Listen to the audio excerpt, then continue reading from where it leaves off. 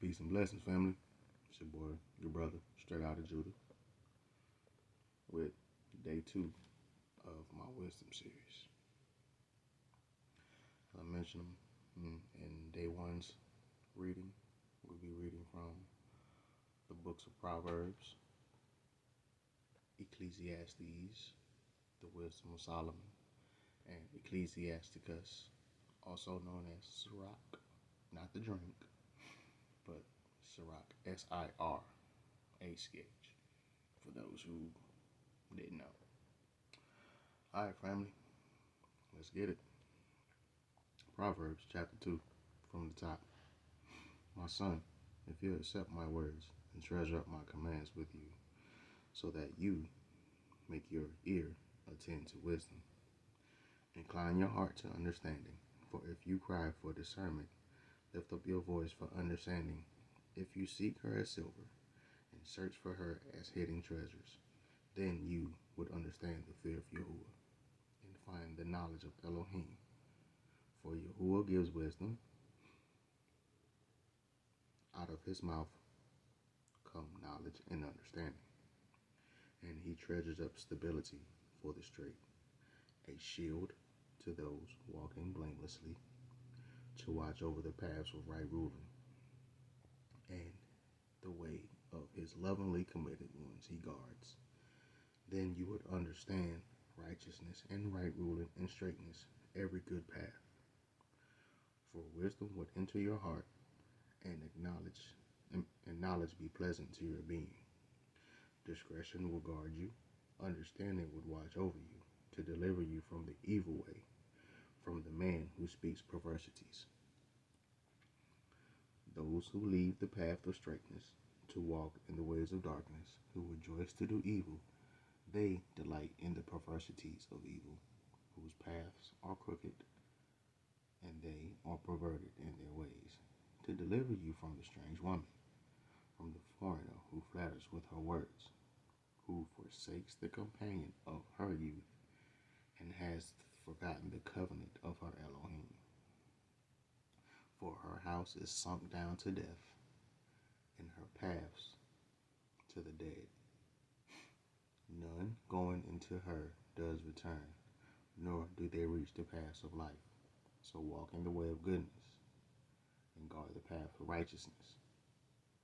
For the straight shall dwell in the earth, and the perfect be left in it. But the wrong shall be cut off from the earth, and the treacherous ones plucked out of it.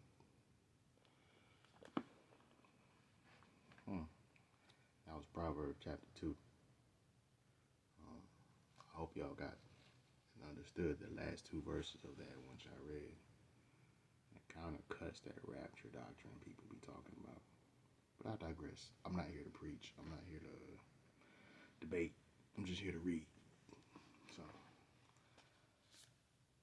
now, my people, here we are in the book of Koheleth, or Ecclesiastes, chapter 2. From the top. I said in my heart, come now, let me try you with rejoicing, and find out what is good. But see, that too was futile. I said of laughter, it is madness, and of rejoicing, what does it do?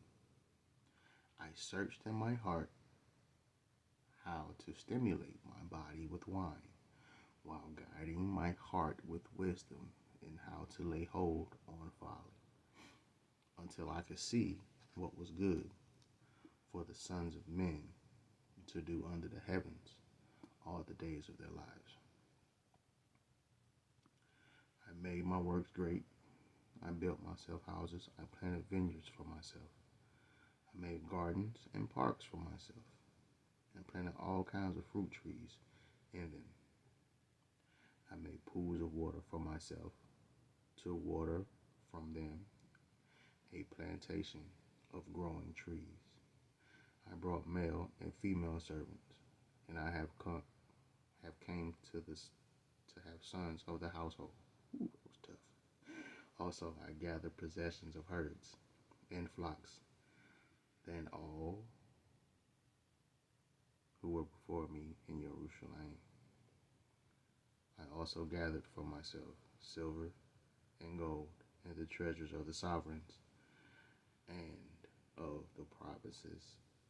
I provided male and female singers for myself, and the pleasures of men, a woman, and women. Thus I became great and increased more than all who were before me in Jerusalem. Also, my wisdom remained with me, and all that my eyes desired I did not keep from them. I did not withhold my heart from any pleasure, for my heart rejoiced in all my labor, and this was my portion from all my labor. But when I looked on all the works that my hands had done, and on the labor in which I had toiled, see, all was futile, and feeding on wind there was no gain under the sun. I turned myself to look at wisdom and madness and folly. For what would the man do who comes after the sovereign except what has already been done? Then I saw wisdom better than folly, that wisdom is better than folly, as light is better than darkness. The wise one's eyes are in his head, but the fool walks in darkness. And I also knew that one event befalls them all, and I said in my heart, as the event of the fool, even so it befalls me. And why was I then more wise? Then I said in my heart, this is also futile. For there is no more lasting remembrance of the wise than the fool, since in the days to come all is forgotten. And how does a wise man die with the fool? And I hated life, because the work that was done under the sun was evil on me, for all is futile and feeding on wind. And I hated my labor in which I had toiled under the sun, because I leave it to a man who will come after me, and who knows whether he is wise or foolish. Yet he shall rule over all my labor, in which I have toiled, and in which I have shown myself wise under the sun. That too is futile. So I turned my heart and despaired of all labor, that the labor in which I had toiled under the sun. For a man might labor with wisdom, knowledge, and skill, yet he leaves his heritage to a man who has not labored for it. This too is futile and a great evil. For what does a man get for all his labor and strain of his heart, with which he has toiled under the sun? For all his days are sufferings, and his work grievous. Even in the night his heart takes no rest. That too is futile. A man could do no better but to eat and drink and enjoy himself in his labor. That too I saw was from the hand of Elohim. For he who eats or finds enjoyment without him, for he gives wisdom and knowledge and joy to a man who is good in his eyes. But to the sinner he gives the task of gathering and collecting, to give to him who was good before Elohim. That too is futile and feeding on wind. That was a book of Ecclesiastes, or Koheleth, chapter 2. Let's slide on over to the Apocrypha and get up in the book of the Wisdom of Solomon, chapter 2.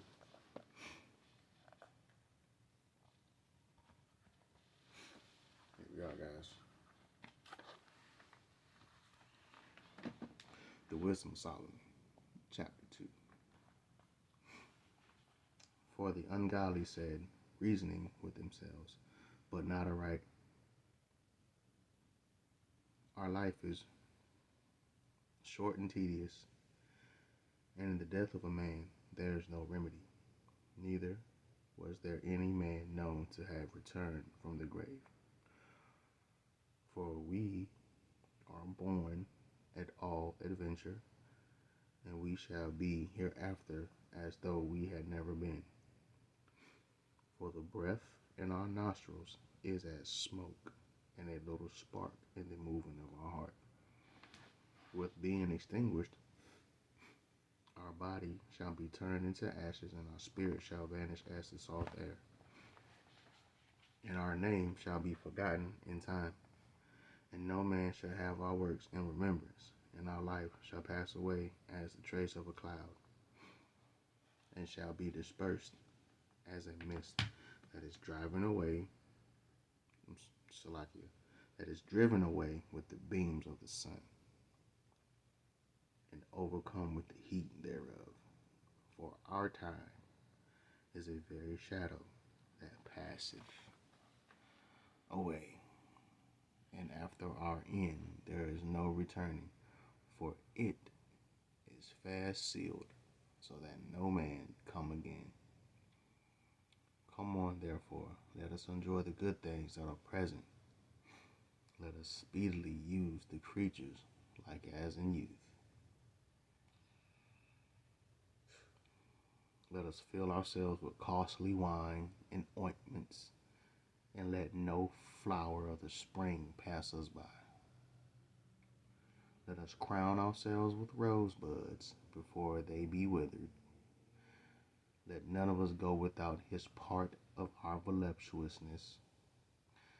Let us leave tokens of our joyfulness in every place, for this is our portion, and our lot is this.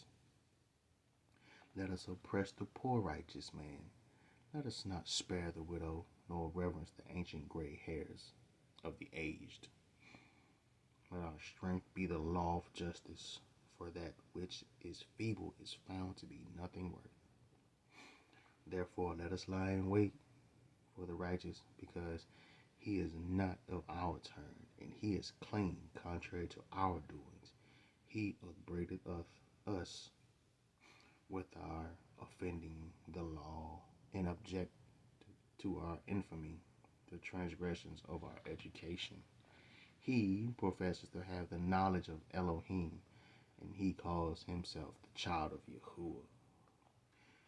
He was made to reprove our thoughts. He is grievous unto us even to behold, for his life is not like other men's. His ways are of another fashion.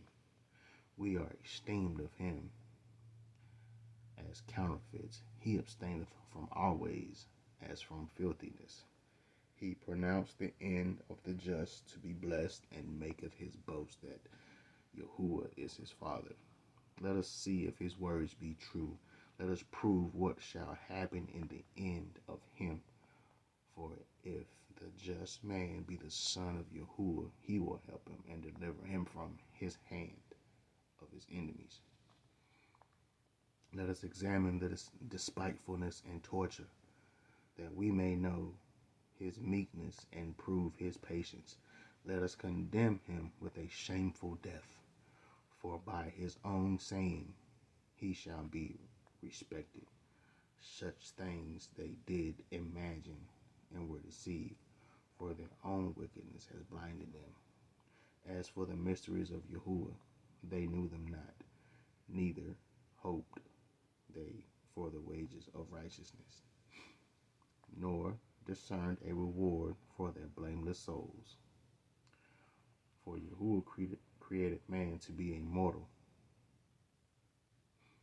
and made him to be in the image of his own eternity. Nevertheless, through envy of the devil came death into the world, and they that do hold of his side do find it. That was the Wisdom of Solomon, chapter 2. message to y'all living that YOLO lifestyle. You might want to go back and read that again on your own. All right. Here we are at the book of Sirach, chapter 2.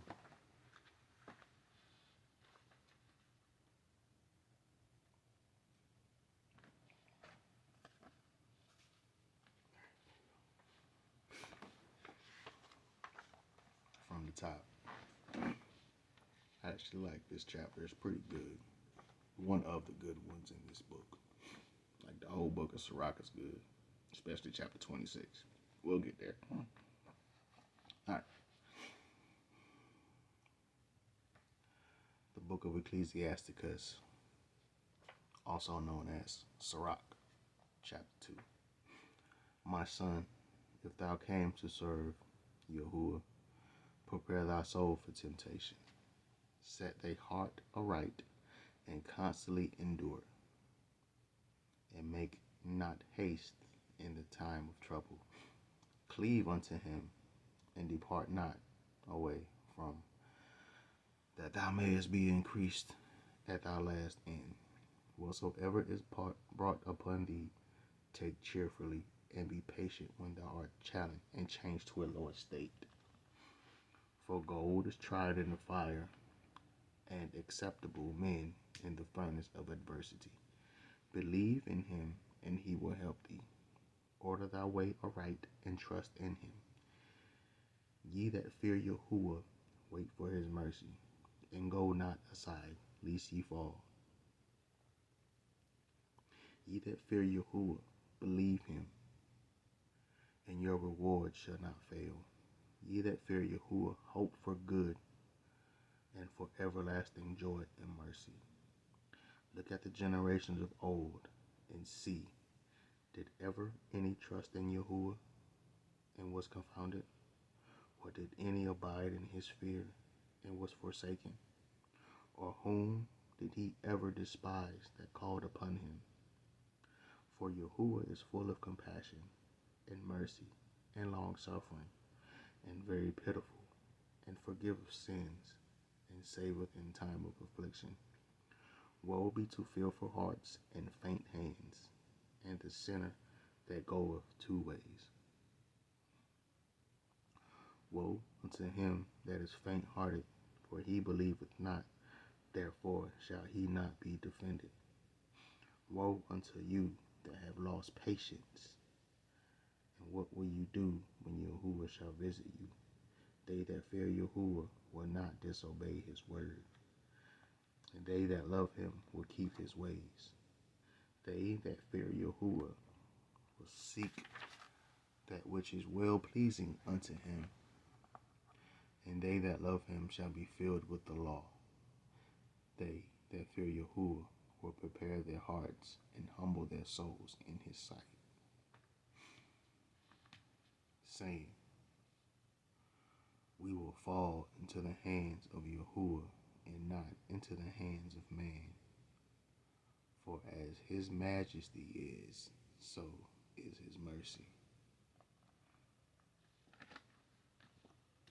That, my friends, my family, was the book of Sirach, Ecclesiasticus, chapter 2. Thank y'all for tuning in with me. Thank y'all for hanging out and giving me a few minutes of your time. Remember, fear the Most High, keep his commandments. Obedience is better than sacrifice.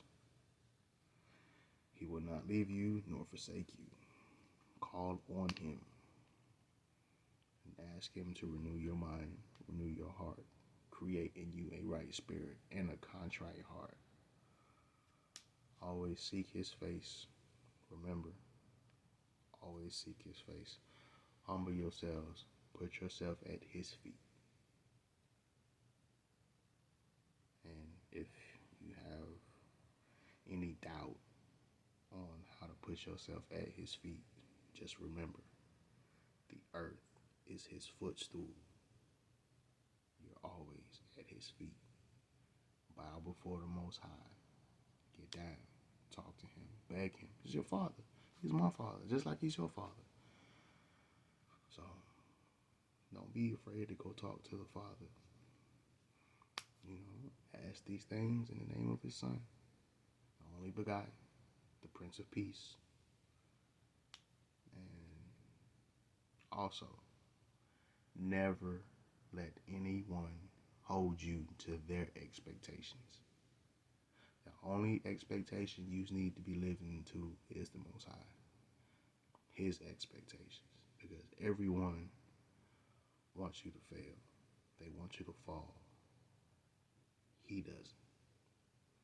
Like the word says, let every man be a liar, but the Most High be true. So, like I said, live to his expectations. Don't worry about the next person. Don't worry. Like I said, they want to see you fall. They want to see you fail. It's whatever. Do what you got to do for him. Everyone else is okay with your past life. They don't like this new life you live in. But guess what? Prove them wrong. You got it. I'll holler at y'all. Until next time, family. Peace. Blessings. I love y'all.